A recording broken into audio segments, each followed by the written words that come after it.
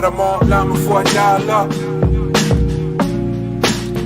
How they claiming they on top and I'm a mile up. Had them all line before I dial up. How they claiming they on top and I'm a mile up. I know the wall's closing in, but don't you dare give up now. Poe believed in me, pull up through some bucks down. Todd told the valet pull the truck round. Push the line after we drew it, it's just us now. Would you believe me if I told you my granny told me she prayed this? Then booked the surgery just to pull me out of the basement. Right back where I started, nothing to show for a facelift. Got pushed playing Walter White and Davis, never felt so dangerous. The type of power they can't quantify. And name the best from my region, you gotta utter mine. Think of who really putting on, you never come to mind. Rapping like your Spotify, tap you rappers compromise. Yeah, no need to panic, just paint the canvas. If you can feel the static, it's too close, find your balance. Embed the revolution for their prohibition bandwidth. Blood trickle from the leaders he was planning. I had them all line before I dial up. How they claiming they on top when I'm a mile up. I had them all line before I dial up. How they claiming they on top when I'm a mile up. Bought at that flight to Amsterdam. Well, my accountant and minus my family found out too and didn't like it. You're not in this alone. What Dale said and I thought he was biased.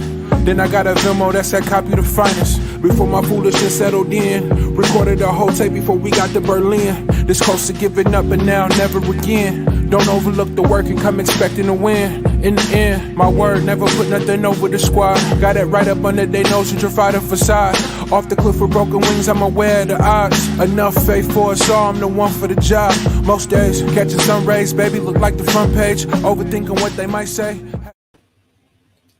What's going on, everybody? It's Jacquie Lukman. Along with Uncle Baba Lukman. You gotta stop changing your name. No, I was going to say, like, look, with Uncle Shaki, which is my legal name, Baba Lukman, you know.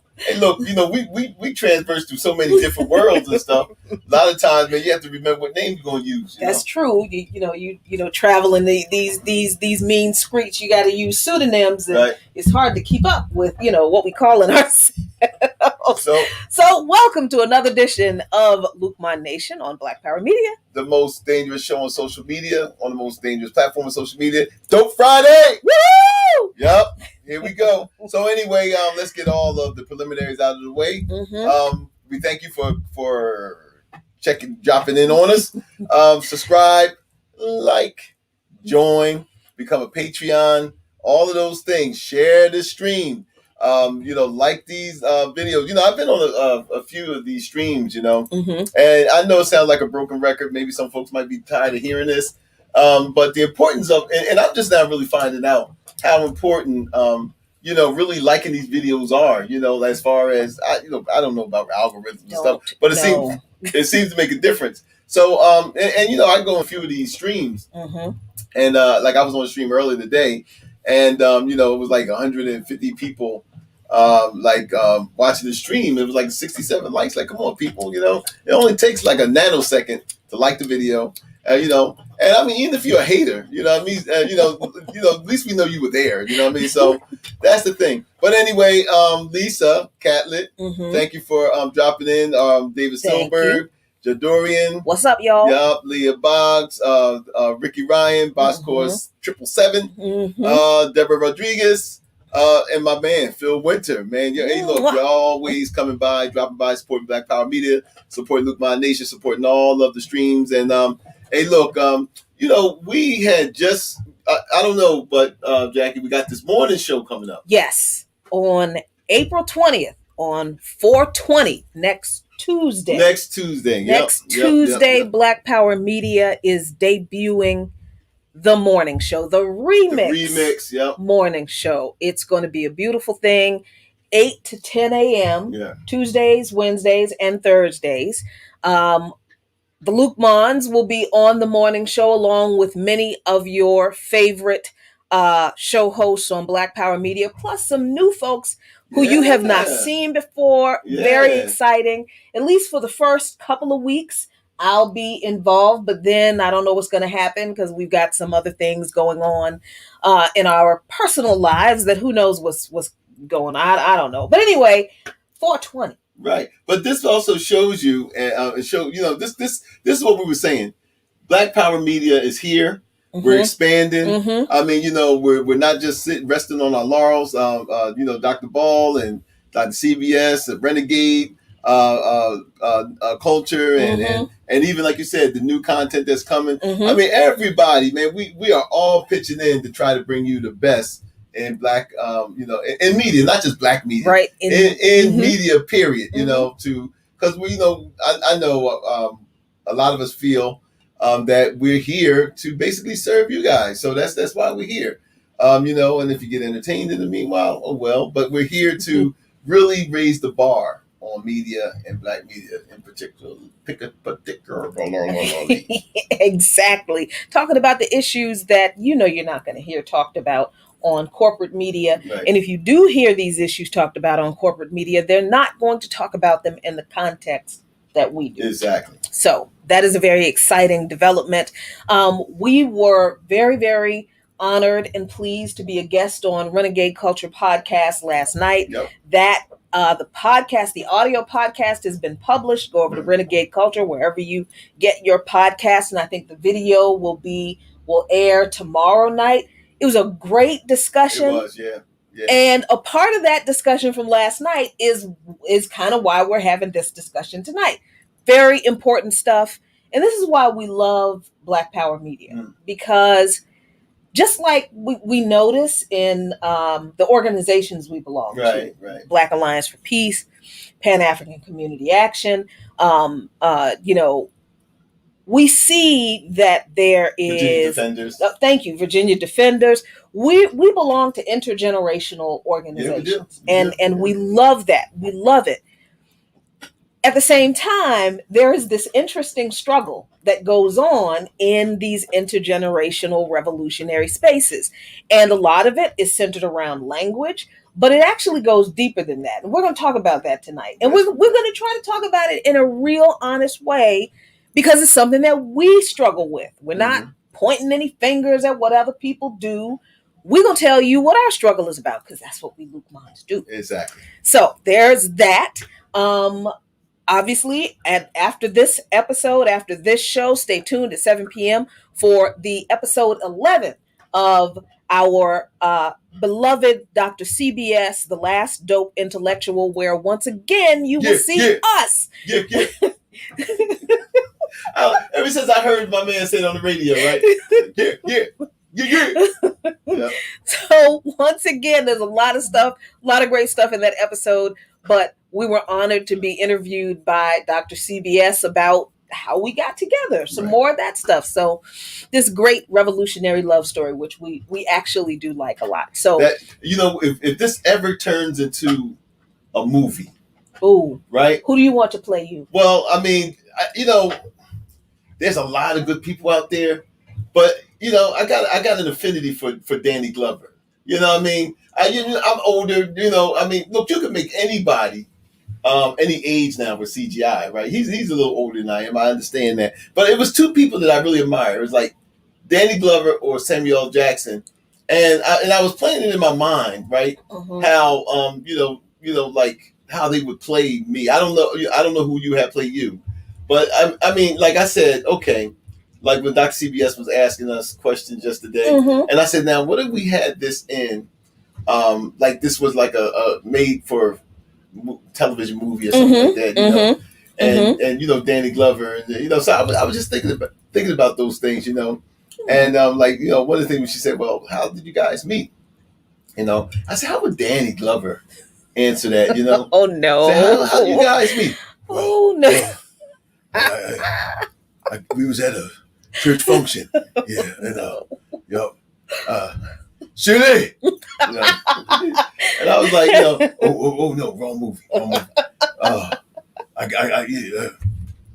And then I said, then you got Samuel L. Jackson. How was Samuel L. Jackson? So Dr. CBS would say, she said, well, Samuel, Baba, how did you guys meet?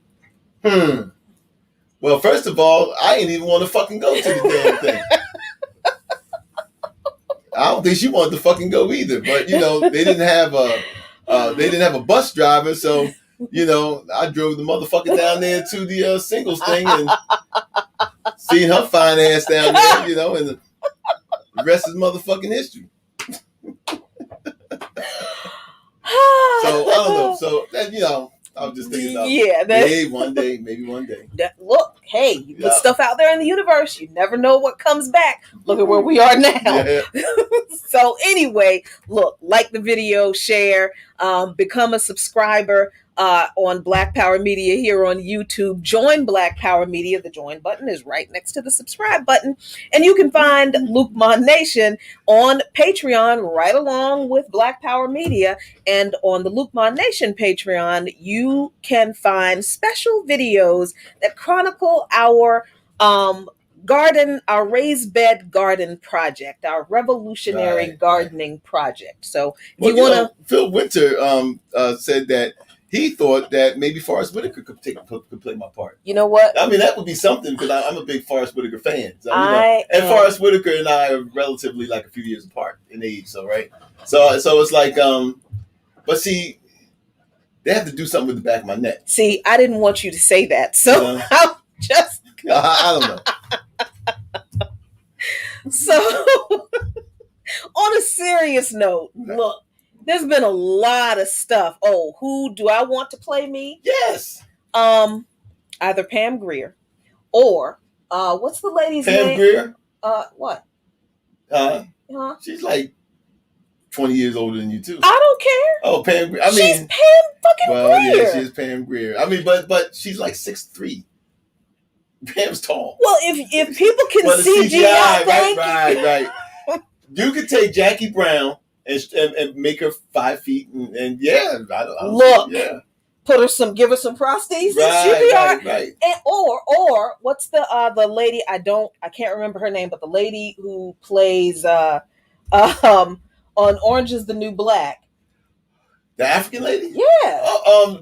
Uba Duba. Stop it. What is her name? Uba. I can't remember. If anybody know her name, please say it.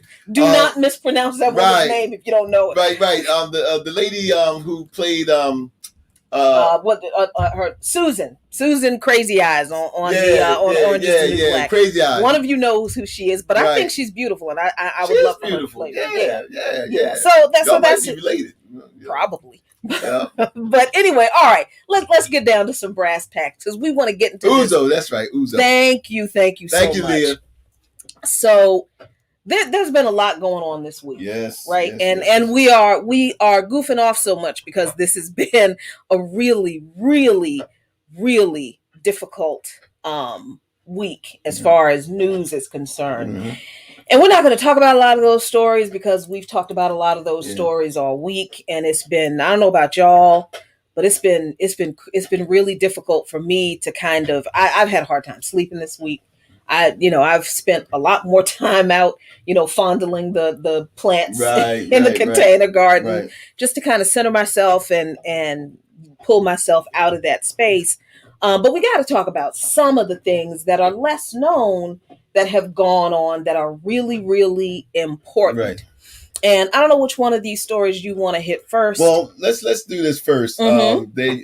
There's another mass shooting. Yep. Right. In Indianapolis. When I woke up this morning, normally I turn on the TV, as you know, look at the news, see what's happening that day. Mm-hmm. And what greeted me this morning, Jackie, when I woke up this morning was another mass shooting, FedEx FedEx facility out in Indianapolis, Indiana. 8 people dead. Right. And so this is what we know briefly. This is what we've been told briefly. This is the fact that the shooter was 19-year-old Brandon Ho, I think his name. I think I got it here somewhere. Brandon Ho, 19-year-old former employee. There was 100 people working at the time in the facility at the time, and he came in. 8 people are dead. He took his own life, and but this is the interesting thing. The interesting thing is that this guy has had law enforcement knew about him. The FBI investigated him because his own family contacted law enforcement and FBI saying that this guy was a potential hazard. That he was that the potential for him to commit crimes like this was high. The FBI investigated him, and they closed the case because they said they didn't have any evidence to pursue it further. But the police were warned that this guy had the potential to do something like this. Now, they won't go into why he was a former employee of FedEx, but 19 years old. 19. Right, 19 years old. And, so that's what we know so far. What we also know is that this makes the 148th mass shooting for 2021. We're only in, Jacquie, fucking April. That's it. And 148. Not even the end of April. And exactly. There's a whole conversation that I think we should have, because Boscore 777 asks a good question, and I think this is a question we might explore.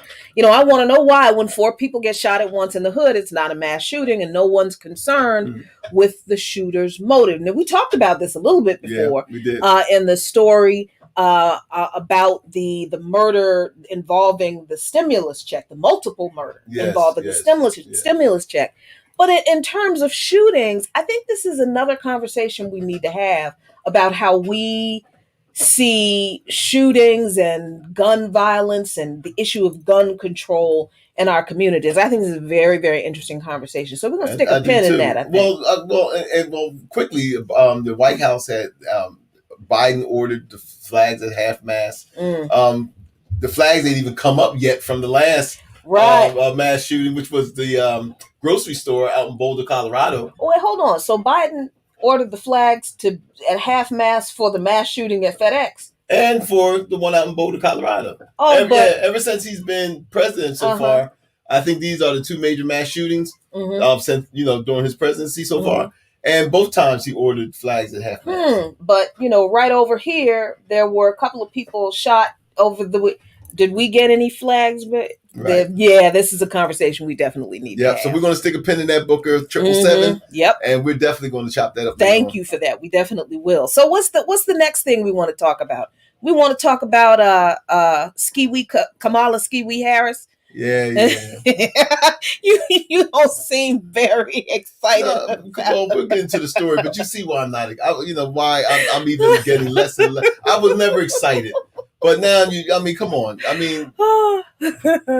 So Kamala Harris says that wars will be fought over water in a short matter of time. Now, this isn't a story because it's Kamala Harris. Right. It's not a story because of what she said, because people have been saying that for a long time. But okay, let's just quote her, because Vice President Kamala Harris said wars will be fought over water in the near future while visiting a vaccination site in Chicago on Tuesday. She said, for years and generations, wars have been fought over oil. In a short matter of time, they will be fought over water. And she said this as she was talking about the president's infrastructure bill. And she goes on to say, the jobs to build up the water infrastructure that I was looking at yesterday, that's plumbers, that's pipe fitters, that's electricians. Harris said, that's who's going to build back our infrastructure. We're going to drop this link for you in the chat. So listen here. Let's make this very clear about why we raise this issue about Kamala Harris making this comment. She's not saying this because she is proposing any solutions. She and Biden are proposing any solutions to stop wars from being waged over water. Right. That's not what they're doing. Because if that was the case, then she would have gone on to say, this is why, Joe Biden and I are going to do everything we can to stop companies like Nestle and Coca-Cola from privatizing water supplies. Right. From making profit off of water they don't even own. Right. From taking over public water sources and forcing people to pay for water. That's not what she said. She was pushing this infrastructure bill, which, so there's some good stuff in it, but it's like everything else that comes out of the Biden administration, the Biden-Harris administration. It's a bait and switch. It's a half measure. It's not even that. Right. So that's the one point. Because I know you didn't think she was going to do anything just for black people. I'm not going to do anything just for black people. She said. I was waiting to get that in there. So that's the one reason that that's the one thing that comment is just so ridiculous. Here's the other reason. And what did you say about what she was really saying as far as the wars are concerned? Well, I mean, basically, Jackie, what I got out of that is the fact now, Biden is touting this thing about bringing the troops out of Afghanistan, right? Oh, he's going to bring the troops home after being over there for 21 years. But then before America could breathe a sigh of relief that that America's longest so-called war would be finally over. Oh no, Kamala reminds us no, don't rush yet, because there's gonna be more wars. Except this time we're just gonna be fighting over water. Right. You know what I mean? So no, troops, don't rest your feet yet. Yeah, young man, young woman, yes, we're gonna make it harder and harder for you to get a job because we need soldiers. So, but the military is always hiring. So, it's always hiring. And we're going to need you because Uncle Biden's going to need you. Uncle Joe's going to need you. You know why? Because water, it's a sustenance of life. We need you. So, So all we're going to do is take those troops out of Afghanistan and redeploy them somewhere so they can get the water for us. And where do you think that would be? Well, let's take a wild guess. Where does the United States have more bases in the world? On what continent does the United States have more bases in the world than anywhere else? Take a wild guess. We're all black. We're all from there. Take a wild guess.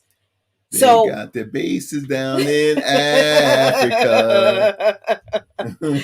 So when we look at, and I wish I had thought of this before, the show, but I'm sure that we'll try to get you an image.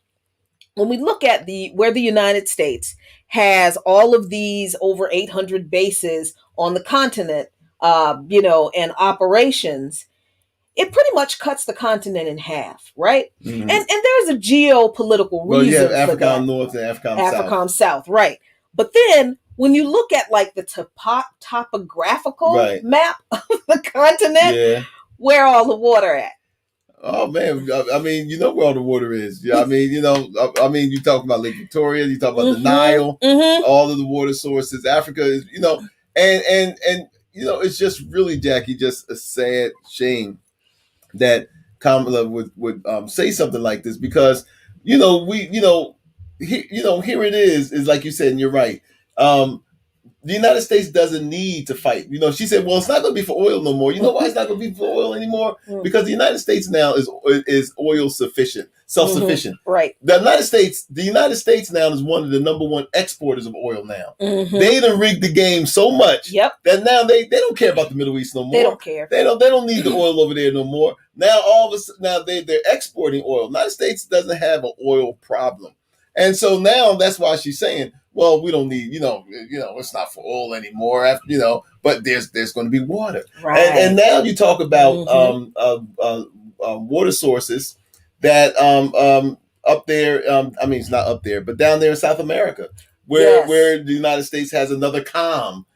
So Southcom, the Indo-Pacific Command. Right. Yes, these things are about geopolitical military strategy and mineral extraction from these regions, but they're also setting up military outposts to wage this upcoming endless war for water. Well, this is another thing too that people don't understand, is that one of the reasons why we do this show once a month with Milton, right? Yeah, Milton Aramati, because we had just spoke about, for those who saw the show, we spoke about the tensions that's happening between Egypt and Ethiopia behind the water resources of the Nile. Now, what does that mean? That means that the United States also, this is you got to connect the dots. Kamala Harris is saying, the next wars are going to be behind war. Well, where does the United States play in that with this conflict? The United States has placed sanctions because the United States is an Egyptian ally. That's right. The United States is is Egypt's #1 arms supplier, but they're also sanctioning Ethiopia in order to give leverage to Egypt, and it's all based around the water down there in the Nile.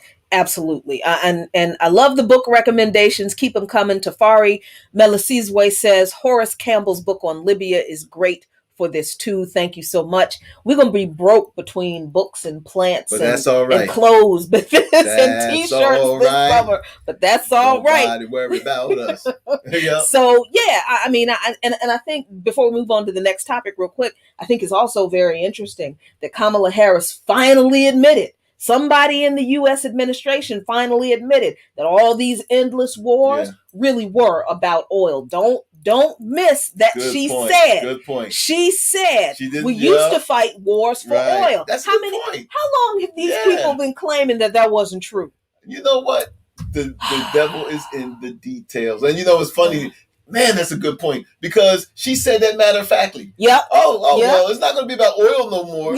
Wink, wink. It's about water now. That's a good point. Yeah. So that's keep track on that. That is going to be an enduring story. So another story that is very interesting.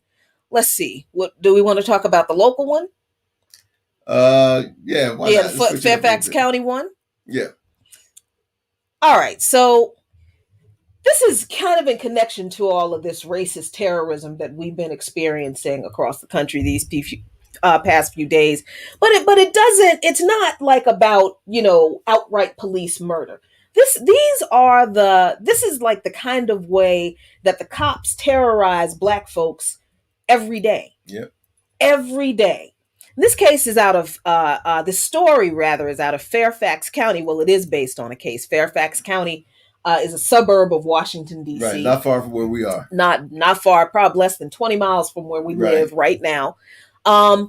And a judge in Fairfax County has had to throw out the conviction of a D.C. firefighter, a Black man, after it was found out that the white cop who pulled over and arrested the guy was under investigation for lying. Right. About, the reason this particular case was thrown out because he lied about the reason he pulled this guy over. Yep. Right. So, a Virginia court judge will throw out the 2019 conviction of a Black DC firefighter. He's been locked up since 2018. Because remember, folks are in jail. A lot of folks are in jail who haven't even been found guilty yet because they're waiting for trial. Right. And maybe they weren't given bond or they couldn't afford their bond. We don't know what the case was with this guy, but he was in jail since he was arrested. Yep. Right.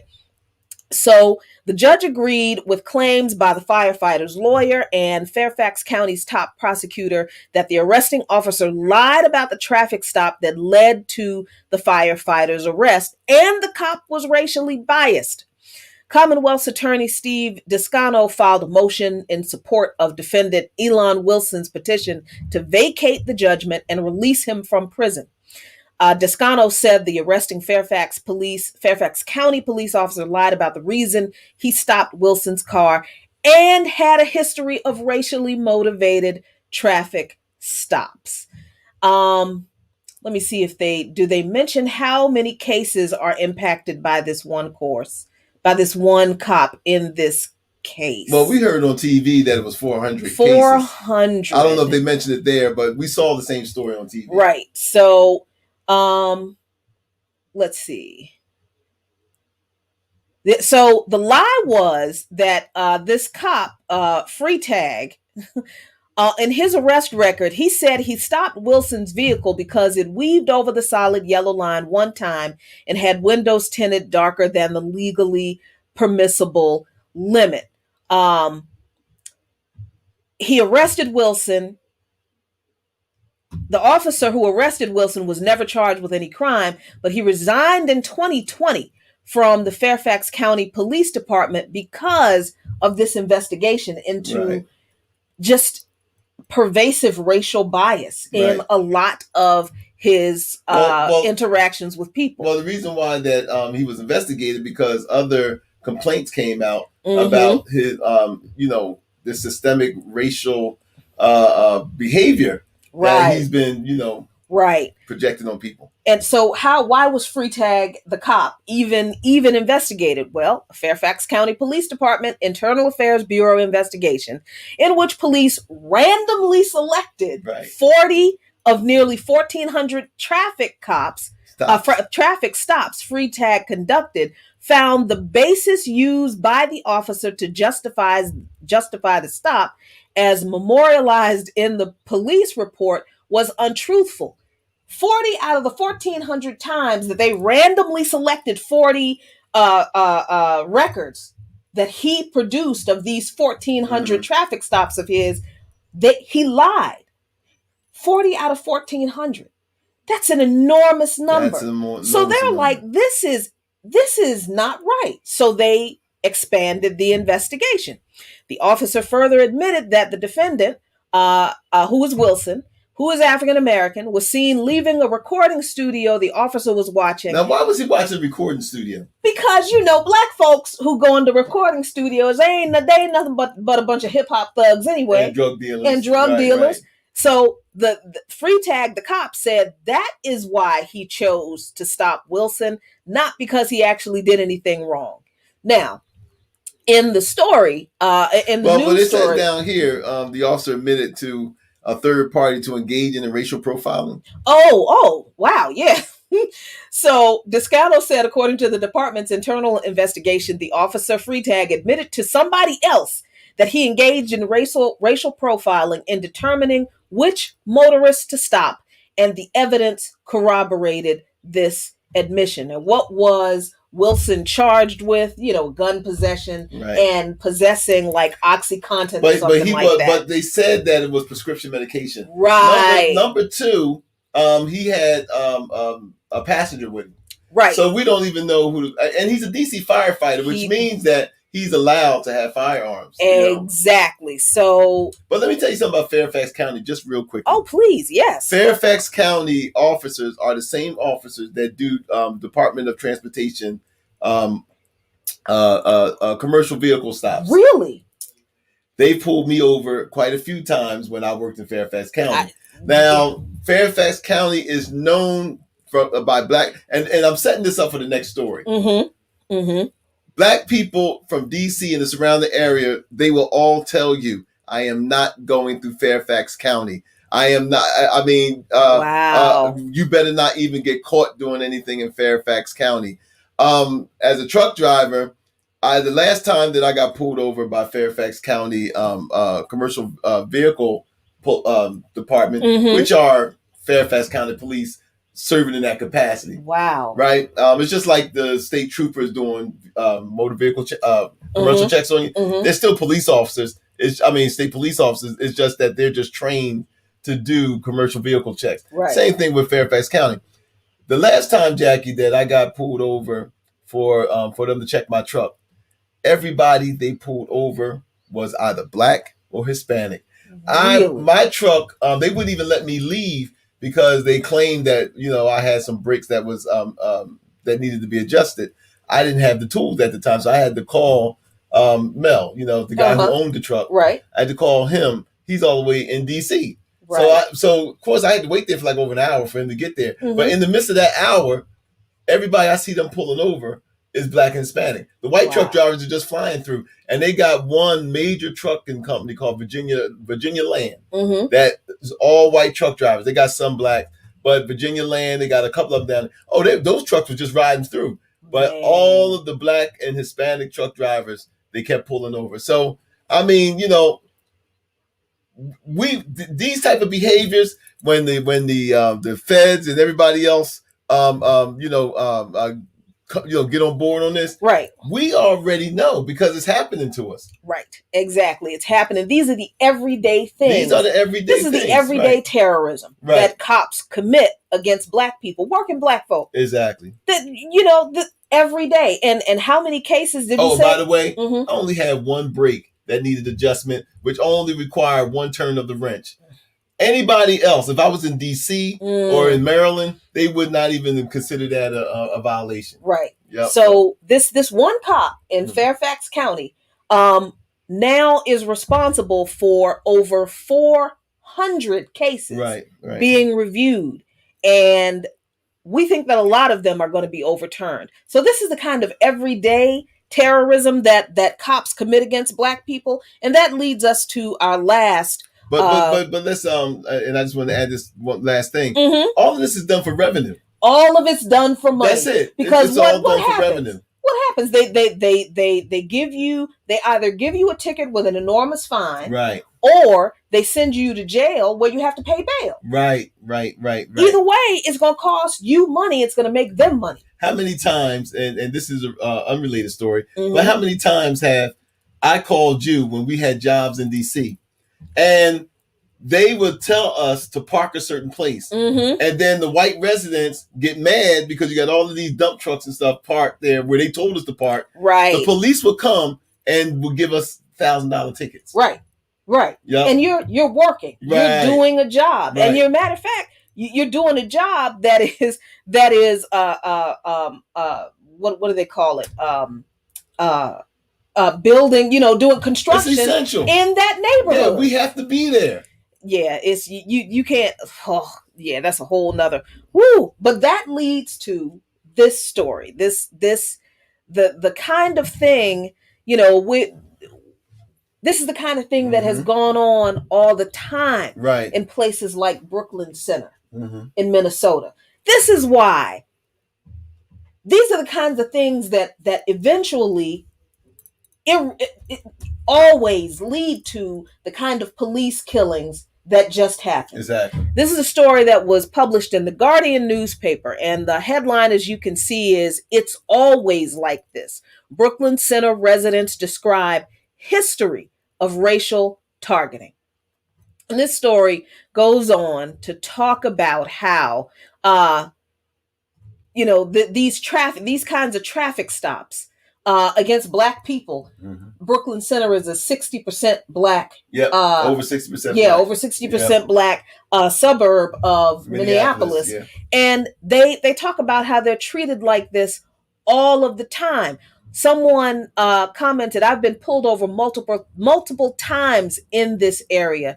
So this person who's lived in Brooklyn Center for most of her adult life, a woman, she talked about driving around in her mother's Mercedes as she looked, as she was looking at the tributes and everything that were left for Dante Wright, who was killed. And, she said, "I came out to pay my respects. That could have been my brother. This could have been anybody." Then people go on to talk about, how the people, the cops, don't live in the community. Someone says there's a huge importance to having a significant number of our officers living in the community where they serve. Now, look, we're abolitionists. We understand that at this point in the game, having cops live in your neighborhood is not going to change this. It's the culture. But this is what some people. This is a point some people are making. And here they point out that of the almost 40,000 residents in Brooklyn Center, about 45% of the population is white, 27% are Black, and 18% are Asian. So I'm not sure where we got. We heard on TV. Yeah, someone got their statistics wrong, but this is what was reported to the Guardian. People were talking about how they're afraid to go outside. These are adults. And someone made a great point. They could have given them a ticket or something. They didn't have to do this. I'm sorry. What I heard on TV was 60% of the traffic stops are that makes okay. It wasn't now the thank population. you. It was the amount of traffic stops. Okay, so let's go back to this statistic here then. 45% of the population is white. Only 20% of the population is Black. But 60% of the traffic stops are of Black people. Right. Yeah, we're going to give you this article too. You can't tell me that this is not, the result of a history of racial bias, because it's the same story all across the country. But where did we hear that before?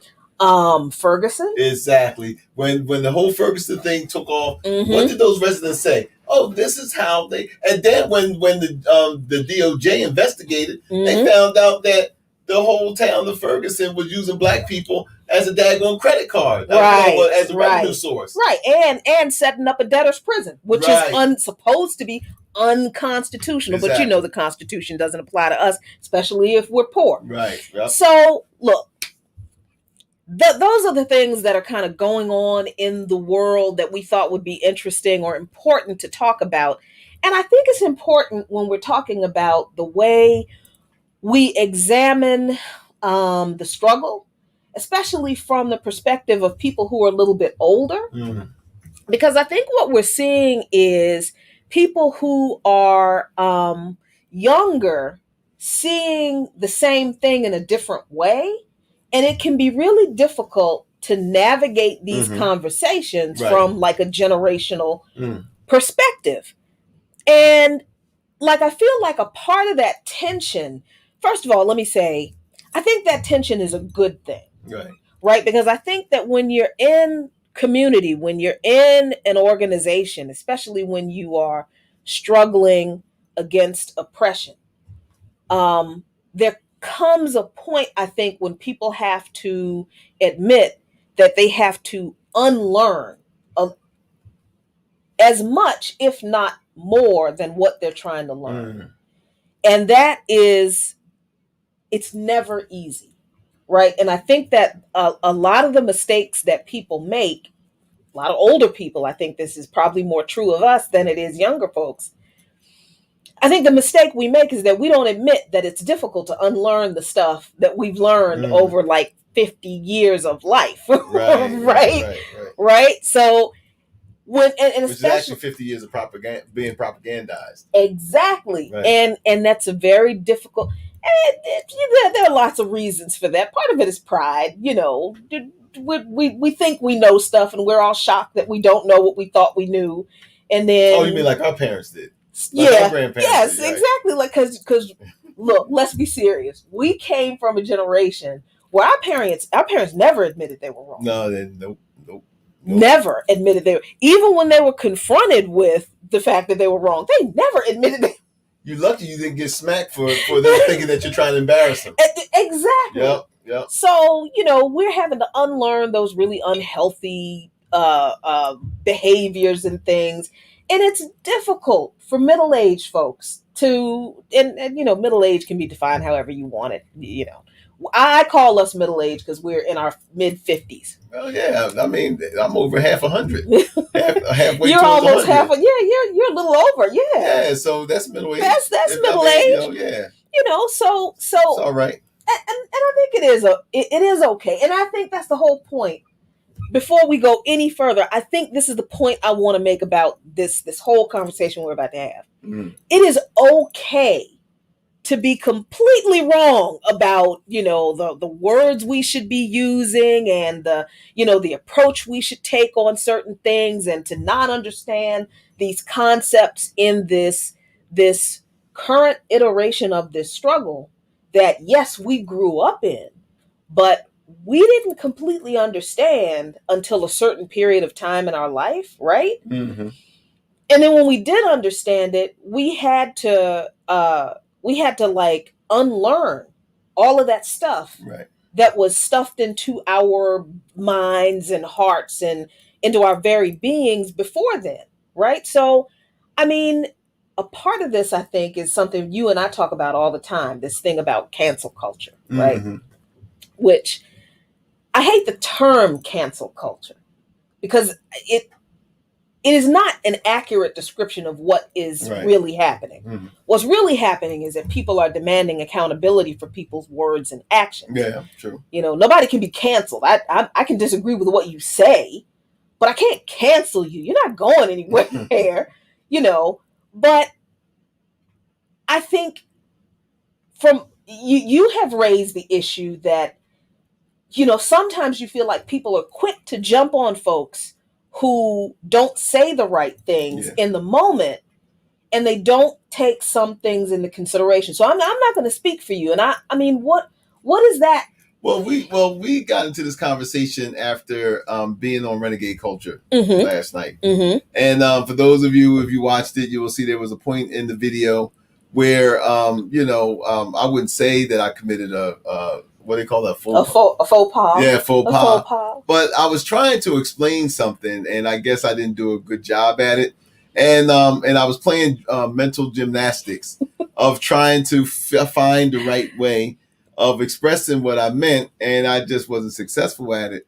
And the same thing happened when you and I, a couple of weeks ago, when we were going over the whole wedlock thing and all this stuff. Right. So anyway, to make a long story short, and we're sharing this with you guys because, you know, this is some real life grown up stuff.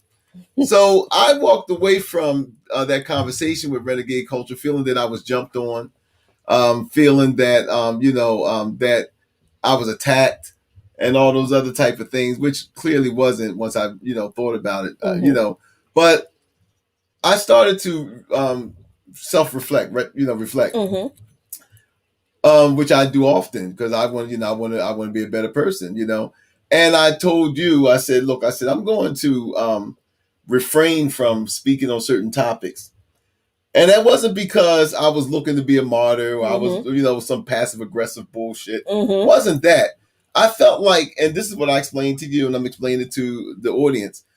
I said, I'm 55 years old, middle-aged man who has endured who have lived through quite a few cultural shifts.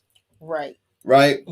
And so now in this age that we're in, this activism or whatever you want to call yourself, things are redefining itself. Terms are being redefined. Terms are being abandoned. Terms are being created. Definitions are being created. Definitions are changing. The way that we view former things or things that we used to view in a certain way are all being examined. And I think this is a good thing. Believe me, I do. And I said to myself, I said, we always talk about the old white guy who don't get it. Right. Well, what about the old black guy that don't get it? You know what I'm saying, Jackie? I said, well, what about the old black guy who doesn't get it? So I said, maybe I might be that guy, And so I said to you, I said, look, maybe I need to observe the landscape more to find out, where is this going? And this is what really inspired this show tonight, because what we were saying is that you got to understand something. This is not to demonize anybody. This is not to say who's right and who's wrong. What it's saying is to recognize that people of our generation and older have been indoctrinated in the way that people who are 25 years old and younger or 30 years old younger haven't. The revolution is moving a lot quicker based upon social media, based upon technology, than it has when we were coming up. Right. So you had a chance to maybe catch up to what was going on. But when you were in the age of social media and things are moving so fast, then you're talking about a generation who didn't grow up on technology like the kids are now. Right. So now it's like, okay, wow, these terms are things are moving so fast now, and I'm not catching up. And so now, it's like, it's moving faster than I can culturally catch up. Now that doesn't make me or anybody else in that in this example that I'm giving, that doesn't make us bad. It doesn't make us not useful. But what it does require is a little understanding on both sides. Right. And that's, I think, the key, because you were telling me, well, maybe I should step back, and I'm telling you, no, it's not that you shouldn't weigh in on these conversations. It's just that we have to understand that we're in an intergenerational space in this struggle. And like you said, a lot of these kids, and we use the term kids, for people who are like 25 and 30 years old. We don't mean that dismissively, right. But we do have a good 25, 30 years on most of y'all. I mean, you all have literally grown up in a time in which all of this redefining has been a part of you defining who you are.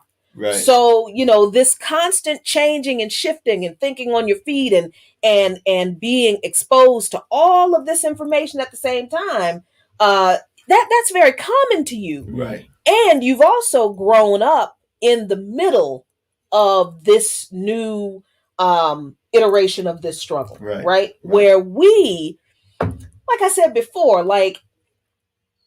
Okay. I mean, we talked about how we came through the Black Panther food programs of children, and being introduced to this struggle through those means. Right. Going through public education where everything was about allegiance to the flag, right, allegiance to the state, where most of us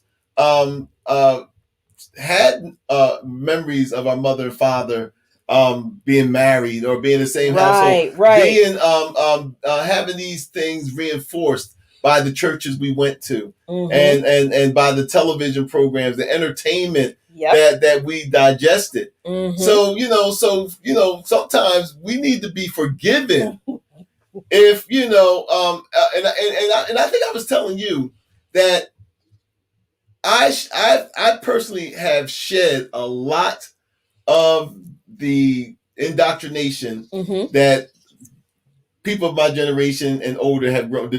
We're Gen Xers, so people of our generation stuff have grown up with. I think a lot of us have done a great job because Gen Xers, outside of the baby boomers, which came before us, Gen Xers were like that bridge between the baby boomers and the millennials because we adapted to the technology a lot quicker than the baby boomers. Right. Of course, not as fast as millennials. But what I'm saying is that our evolution to where the movement is going is a little bit slower than the millennials and those who have basically been born into this high tech, this information world. Right. Where you and I were talking about how it's still fascinating to me that I can get on the computer and find out anything I want. Where when we were growing up, you had to wait for Time Life encyclopedia books and stuff to come. Right. You had to wait till the library opened up. Right. And then you had a limit on how many books you could take out of the library, and then you had to take them back at a certain time, or else so there are all these. When we were coming up, there were all of these limits on access to information. Like you could go to like a college library, but you had to be a student at that college. Exactly. And the only way you could be a student at that college is if you were a student. You had to pay tuition. You could go to the Library of Congress. I was fortunate because I was a nerd in high school. Well, me too. So when I found out the Dewey Decimal System, when I learned that, I loved that to death. So I would. A Saturday for me was a trip to the Library of Congress, so I'm just, checking out books and seeing how neat it was and looking at books and different things that I'd never seen. But there was no guidance to point me to this thing you are learning is propaganda and indoctrination, and it's capitalist drivel that is designed to keep you in control and in allegiance to this system and a slave to it. And you need to take this out of your consciousness and put this stuff in it. Right. And when I came to that understanding, I was like 35 years old. And that was when I like immediately just like realized there's something wrong with this system. There's got to be more to life than just, getting a degree, getting a good job, getting a degree to get a good job and then live in the suburbs, buy a nice house and, stunt in your, luxury car or whatever. That was like with all of the involvement that my mom had in her, learning about the struggle or whatever it was on her level, and my aunts and uncles being involved on their level, I was not immersed in that. Right. You know what I mean? So like there are people who grew up around revolutionaries, who grew up around people who lived the struggle, who raised them up and trained them up from little kids. I didn't get a lot of this revolutionary whatever it is until my first year of college, when I was maybe 20. And then even then I didn't really begin to understand the scope of it until many years later. So, you also got people in the movement who were late coming late to the knowledge that they had to unlearn all the stuff they learned, right? Well, all that you said is correct. And I think that's why we have to have these conversations. I mean, whether we like it or not, we have to understand that a lot of younger people take these things for granted. Mm-hmm. And when I say take it for granted, it's taken for granted that, that pronouns, to ask people their pronouns or one thing, mm-hmm. or to have no platforms or mm-hmm. safe spaces, mm-hmm. And I believe me, like I said, all of this stuff is definitely a great improvement on the world that I came from. But I think there also has to be a recognition that we are products of the old paradigm.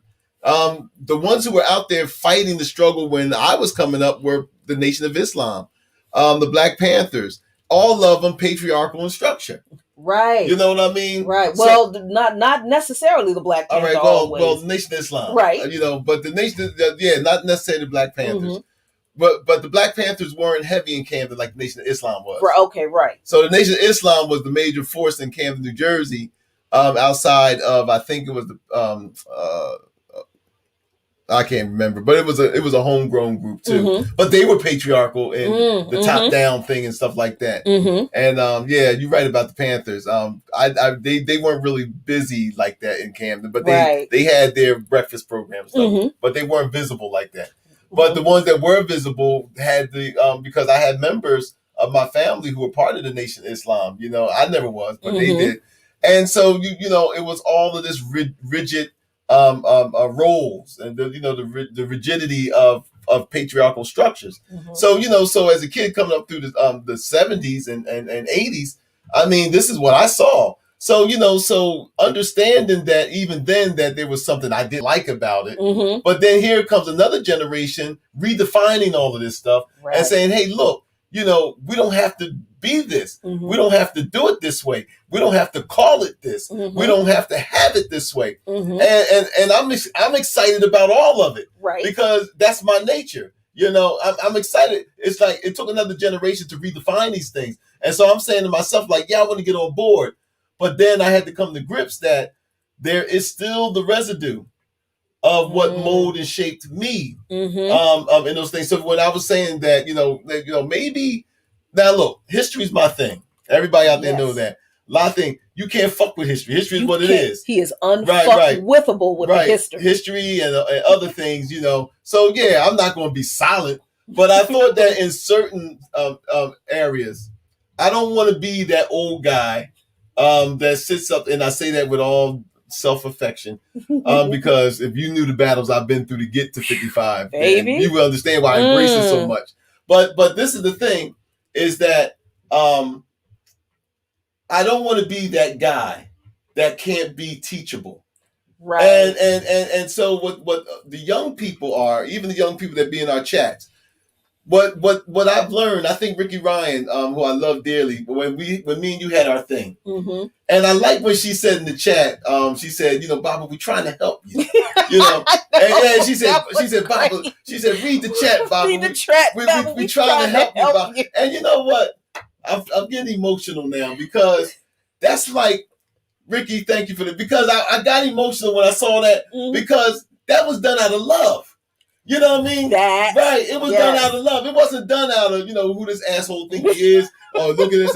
That was done out of love because they know my heart. Mm-hmm. They just knew that, you got to sail out those waters all the way there, Baba. You know what I mean? So this is the responsibility, or what, maybe I should say responsibility, but this is why I love this movement, is the fact that just because I've been here a little longer don't mean I can't gain from those who came from behind me. Exactly. It's like your kids telling you, like, you don't have to use the rotary phone anymore. They have cell phones now.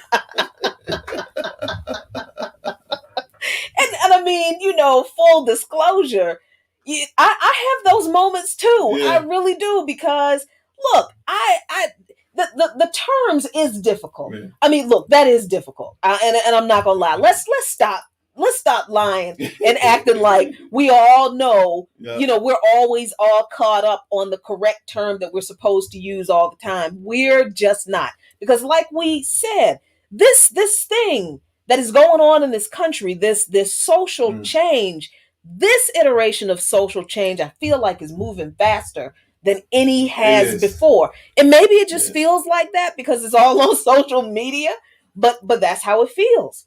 So it's like 1 week, it's okay for us to say, one particular thing. Right. And then the next week we look online and it's like, what? I can't say that word. And maybe it's true that we should have never been saying some shit. That 90% of the time, that's the case. 90% of the time, like the whole, fathers, we were talking about this a little bit earlier, fathers outside of the home. Look, there's a reason that whole conversation was crafted around Black people. Right. So, but I grew up with this idea that it was terrible if your father was not in your home.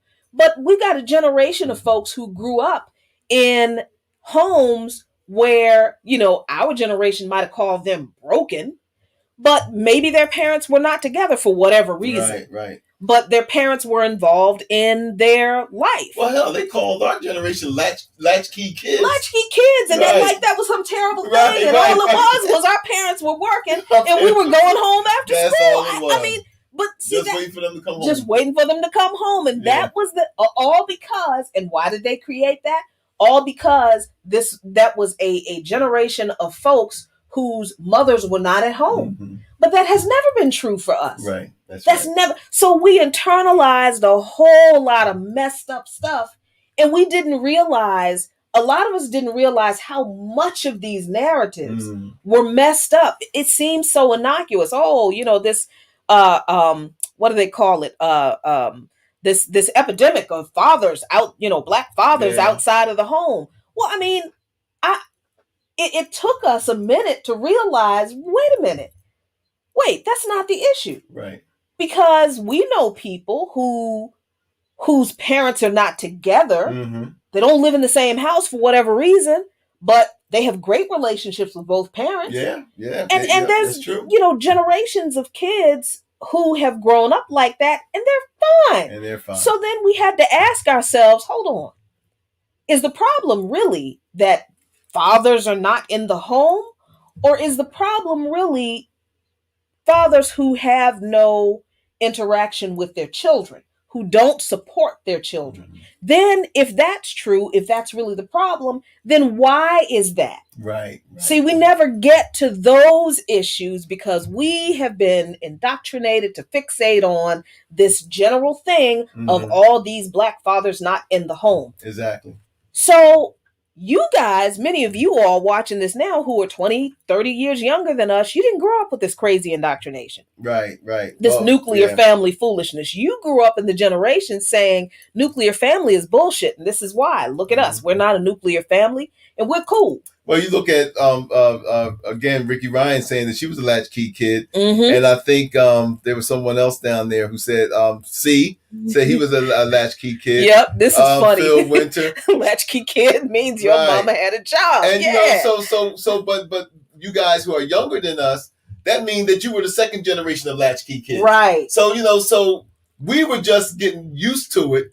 Our generation was the ones where we were like, initiated into this latchkey kid thing. But by the time the Ricky Ryans and them came along, it's been sort of like, okay, it's been redefined already. It is. You know what I mean? So it's like, okay, so now, and I like that what you were saying is because now with the redefinition, now you got the generation growing up and they're saying, hey, look, this is how it was. This is what it was for us. And we didn't see anything wrong with it. Right. I mean, so those old shifts and paradigms and stuff that we've been indoctrinated with, Jacquie, like you said, that sort of like judged us through the prisms of these old patriarchal paradigms and stuff like that. Yep. So so we felt like it was good for us to bring this conversation forward. because there's other folks like us in the struggle, or like me. Let me keep it on me. There's other folks like me in the struggle who, don't give up on us. You know what I mean? Help your uncle out. You know what I mean? Help your uncle out. It's like, it's like, but I say that in jest, but what I'm saying is that when we're in this struggle, what we don't want to do is like, I'm not going to never give up on no black person. That's the key right there. Yeah. That's the key right there. And I don't want people to think, because, look, you and I have this thing about the way black men are treated for different reasons. By not necessarily by white folks, because we know white folks treat black men like shit. But my beef with the way black men are treated, and why you will hear me talk about the way black men are treated among black people, is because I grew up in that generation where we crafted this narrative about black men ain't shit. And people like Oprah Winfrey helped propel that bullshit. And you had a whole bunch of black women who, when the first wave of, well, maybe not the first, but the big wave of black women going to college, outpacing black men, all these black women getting on these talk shows talking about, I got a college degree and I can't find a man on my level. And I'm sitting there thinking, well, what does on your level mean? That he can talk? I don't know what you want. That he has a job? But you always tell me, and this is the thing that we learn about these constructs, is you always tell me that that's part of the petite bourgeoisie way of doing things. And see, I didn't know that. Then I didn't know anything about petite bourgeoisie. Right. Back then, I just saw that and thought, like, making these calculations in my mind, like, most black women live around black men. Most black people probably aren't going to go to college anyway. Mm-hmm. So if you are a black woman who goes to college, you'll probably still live around black men. Right. So you're probably going to be living around a whole bunch of brothers who ain't going to college. Mm-hmm. What the fuck you want? Right. I just don't understand. Well, look, we're at the time, so wrap it up, sweetheart, for us. Okay, so, listen. I full disclosure, I don't want this to be like, Baba is a caveman and we need to drag him along into the 21st century. No. We all come with these, we're all unpacking, unlearning all of this propaganda, this white supremacist code word and language, and these crazy ideas about what family and community is supposed to be, that's supposed to be healthy and whatnot. And every time we think that we, hey, I'm close to understanding it, right. We see a couple boxes over in the corner on the right there in the shadows that we didn't, see before. Because it's something happened also in the Renegade Culture interview. What's that? Last night when Kalanji,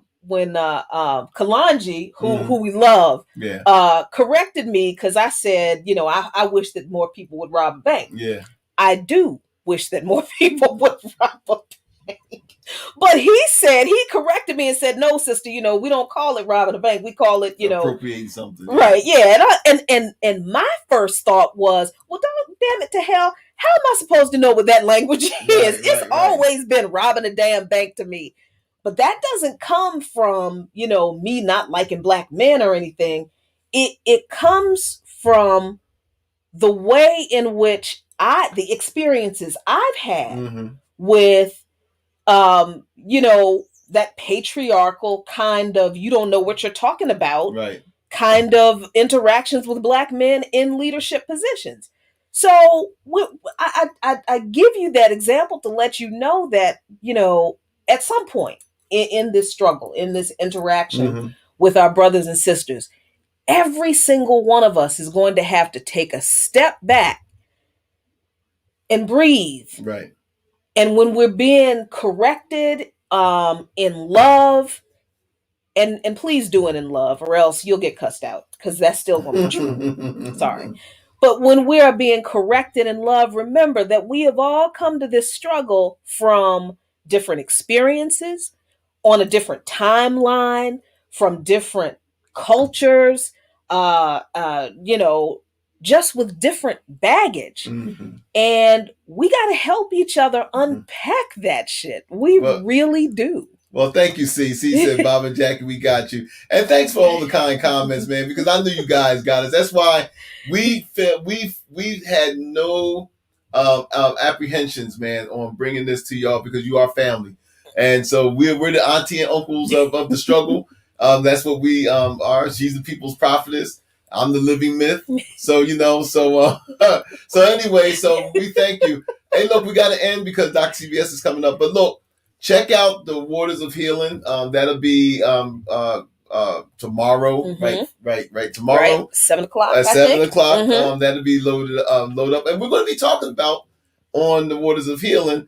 There's a lot of talk, especially in male circles, of alpha and beta and all of this other kind of stuff, where a lot of people are really messing up people's minds on the YouTube sphere of making men and particularly feel that there's something wrong with them if they're not fitting these patriarchal Eurocentric terms. So we're going to examine that on the Waters of Healing, and also what we got else coming up. You know what? I don't know because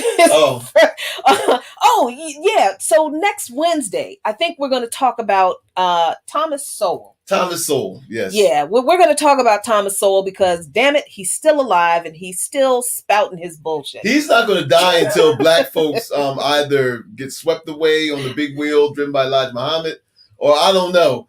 But it just seems like that his hatred for us is keeping him alive or something. I don't know. It's like, I will not go as long as he's like. But anyway, look, we got to get out of here.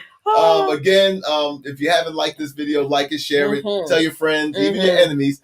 Look, you got 17 minutes to get your snacks, take your dump and everything else, and come back and get ready for the second half of Dope Friday with Dr. CBS.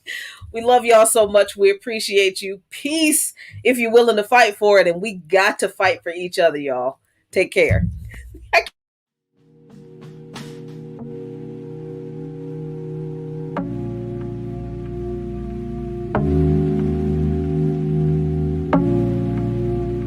I had them all down before I dial up. How they came and they on top and I'm a mile up. I had them all down before I dial up. How they came and they on top and I'm a mile up. I know the wall's closing in, but don't you dare give up now. Poe believed in me, pull up through some bucks down. Todd told the valet pull the truck round. Push the line after we drew it, it's just us now. Would you believe me if I told you my granny told me she prayed this? Then booked the surgery just to pull me out of the basement. Right back where I started, nothing to show for a facelift. Got pushed playing Walter White and Davis, never felt so dangerous. The type of power they can't quantify.